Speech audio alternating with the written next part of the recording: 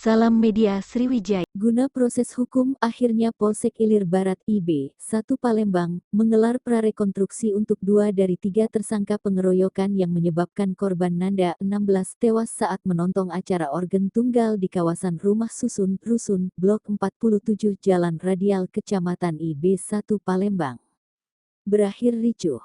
Rabu tanggal 14 Desember tahun 2022 pukul 10 WIB.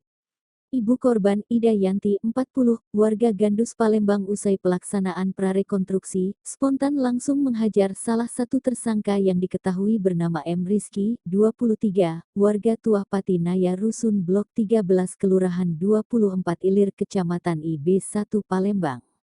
Petugas kepolisian yang sedari tadi berjaga, dengan cekatan dan sigap langsung mengamankan tersangka dari amukan ibu korban.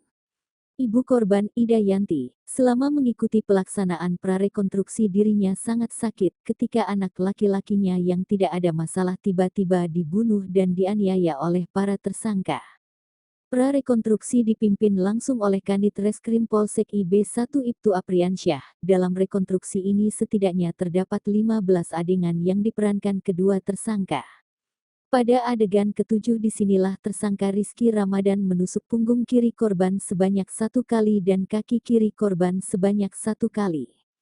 Kita melaksanakan prarekonstruksi pada perkara tindak pidana pengeroyokan yang menyebabkan korban tewas pasal 170 ayat 2 dan 3 KUHP ancaman 12 tahun penjara. Kita sudah melaksanakan prarekonstruksi sebanyak 15 adegan, ungkap Kanit Reskrim Polsek Ilir Barat 1 Ibtu Apriansyah.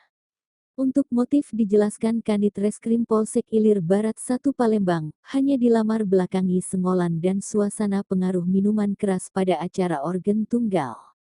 Motifnya senggolan saat di acara organ tunggal dan karena pengaruh minuman